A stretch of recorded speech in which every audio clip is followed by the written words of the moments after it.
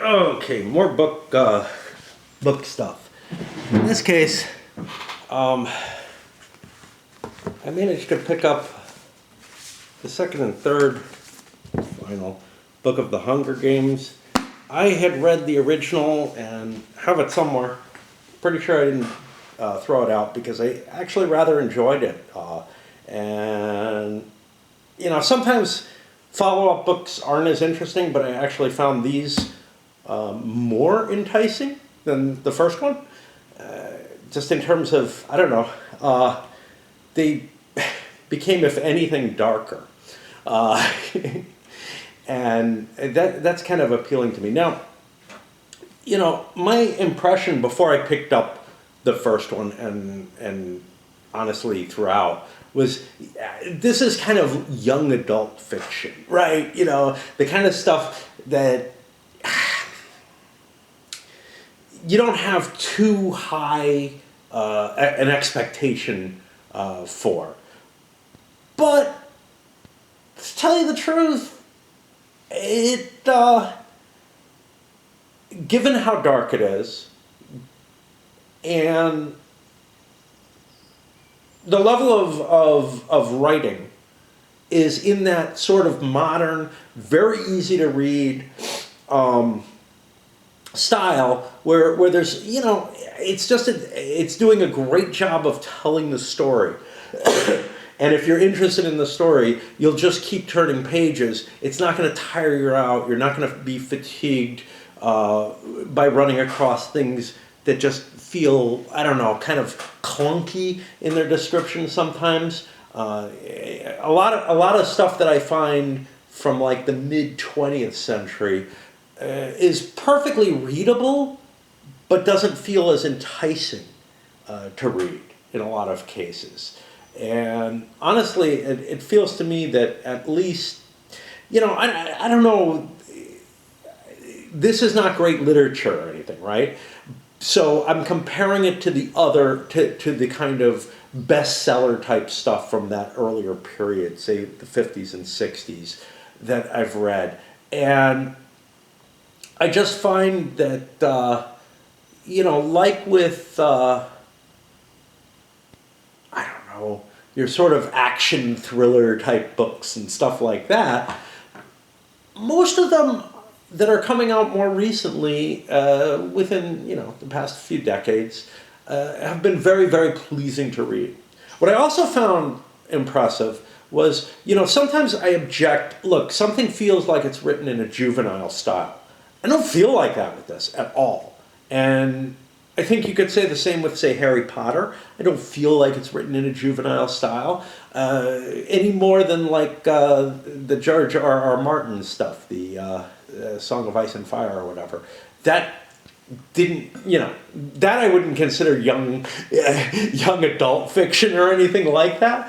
But it's all in that very same sort of, does a great job of pushing things over. And I just feel like, and maybe it's, how I've grown up and gotten used to what to read and whatnot. But I just feel like the authors, the craftsmen of today are just in general better than they were back, 70 years ago or whatever. They sure the hell are better than they were 200 years ago or 170 years ago or whatever. Having read Middlemarch and I think I've read some Jane Eyre and stuff like that. Although I do have to say, I kind of what's his name isn't that bad. Yeah, my brain's shot. Um, hmm, wow, I'm really having trouble reaching for things inside my brain recently. I just had a big issue with that with the game. Um, A Christmas Carol, Tale of Two Cities, and I just can't reach the name. I know it's in there, but I'm having real trouble making those kind of connections these days. And again, I went into a whole rant about why that may be. I think it's probably just dementia onsetting, which will be cool. It'll be cool, I think. I don't know. Certainly, can't be any more miserable. I can be more uncomfortable and things can be less pleasant, but I really don't think that I could feel more miserable. Anyhow, Dickens. Jesus, the neurons are firing slow. Yeah, I find him kind of enjoyable. I've enjoyed some of the reading. But I gotta say, there's a heaviness to it. To the language construction, certainly you can put some of it to that. But, it blows away things like Middlemarch, which was just horrible. It was just awful. And it's kind of seen as sort of the first kind of romantic novel or something like that. I don't know. Boy, did I not like reading that. That felt like the kind of work that Faulkner is without the kind of pleasure in the language.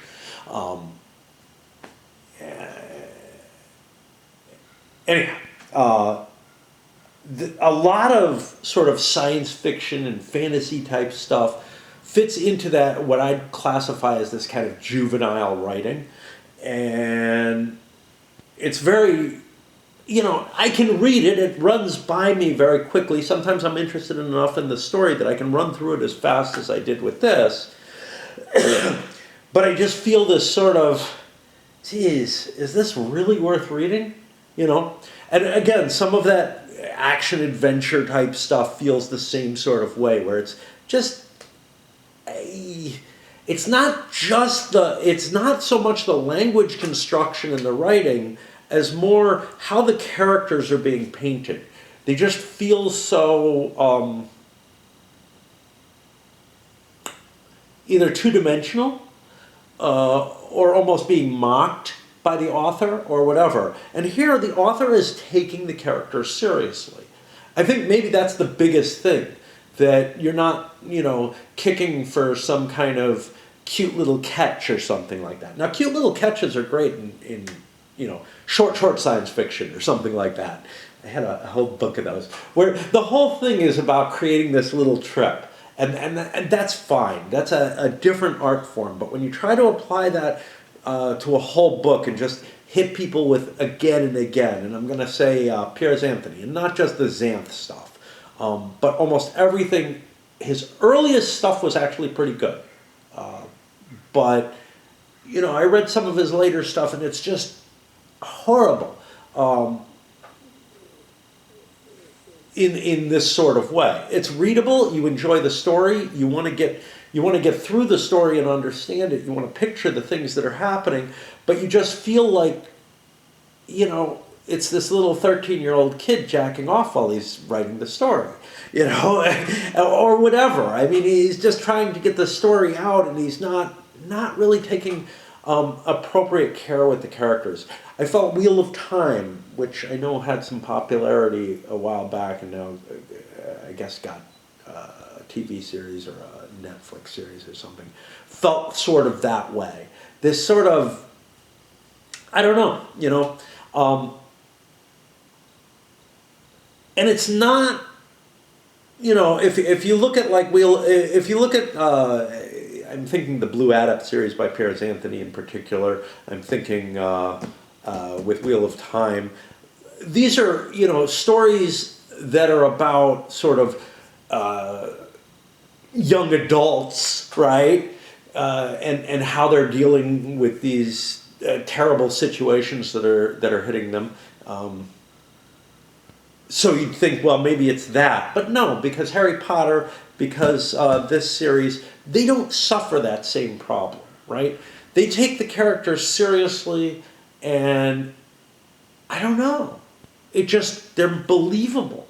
There's maybe enough power in them to believe that that's a real person. Now, I don't feel the same kind of power that I do with some really, really tormented characters with the main character in this. She's tormented, but it doesn't feel the same as, like, again, I point to characters that have influenced me and that I felt like I took on the persona to some extent. And Thomas Covenant is one of them. The bad guy from the Dark Half was another. I've mentioned this in a very recent video. But it's very appealing to me to be drawn in enough to the characters, not to feel like, I don't know, like I'm reading something that's beneath me. I don't feel that at all with this. This feels like the author has taken enough seriousness with the character to be able to craft something that's appealing. Now, this is certainly not fantasy. It's not science fiction either. It's more of a dystopian novel, which maybe I like better than science fiction. It's like when I look at science fiction that I really, really love, it's often closer to a dystopia. It's just, maybe set on the galactic scale or something rather than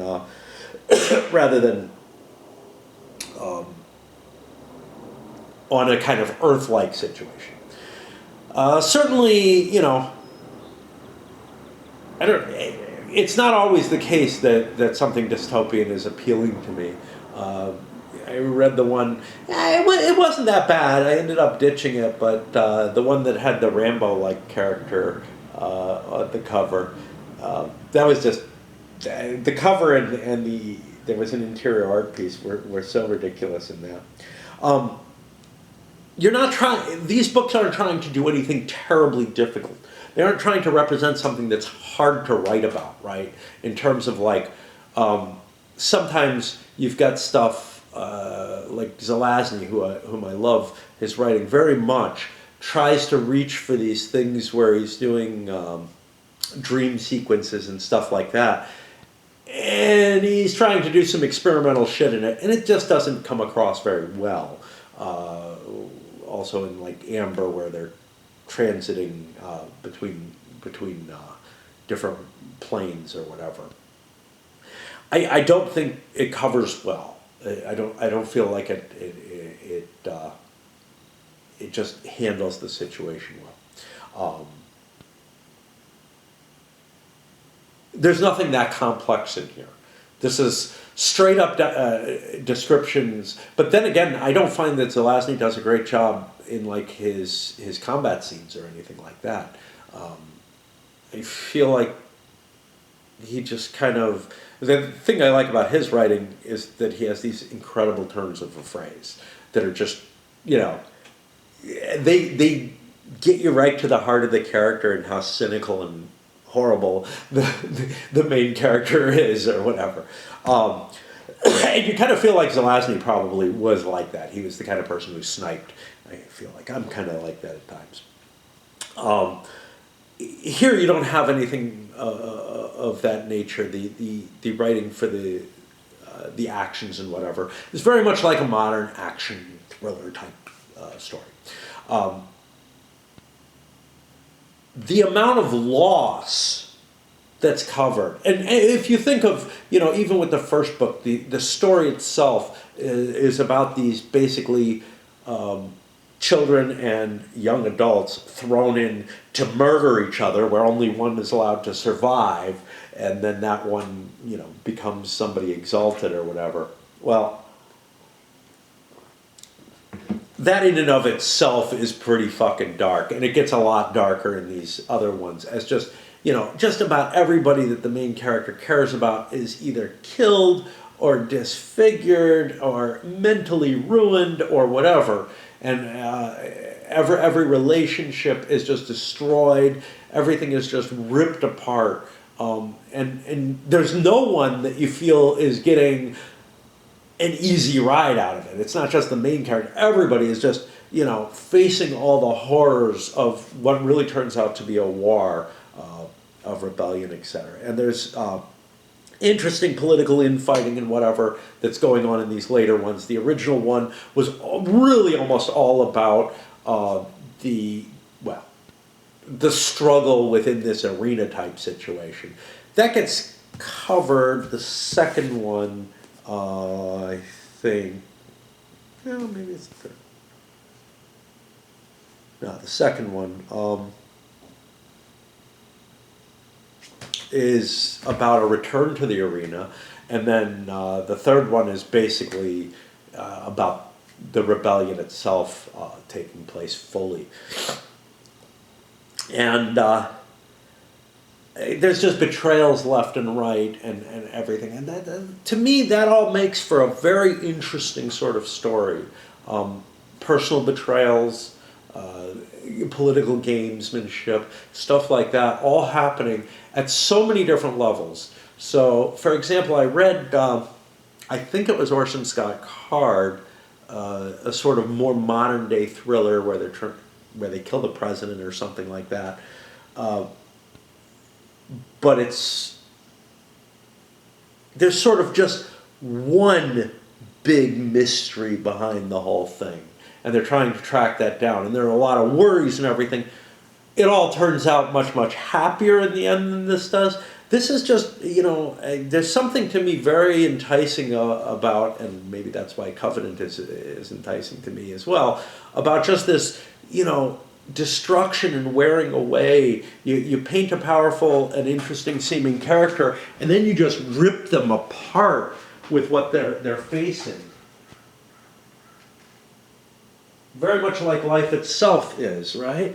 On a much, much mellower scale, but in a sense, that is what life is about. It appears to be, I think any reasonable look at it is that it's just a series of debilitating hits on a person's psyche until finally they get the respite of being able to die.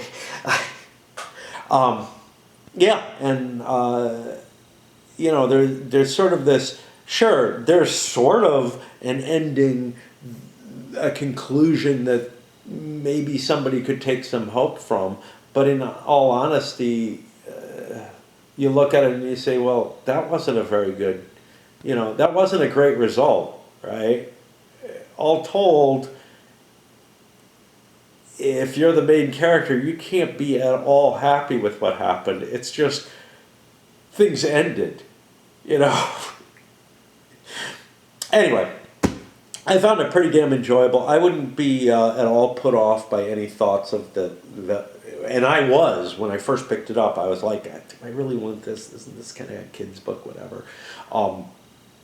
Any thoughts of it being, a juvenile story or anything like that. So, yeah. And it's also nice, another nice part about it is that the main character isn't sort of always making the right decisions. In fact, if anything, she's quite often making what you'd see are bad decisions, but there are no good decisions that could be made, which you might do differently, but she neither comes off as amazingly heroic or anything like that, but rather comes off as somebody who's trying the best that they fucking can to not completely hate themselves for the things that they feel like they're forced to do. And I think that's a nice theme, to tell you the truth. How to make it through life without despising yourself unconditionally.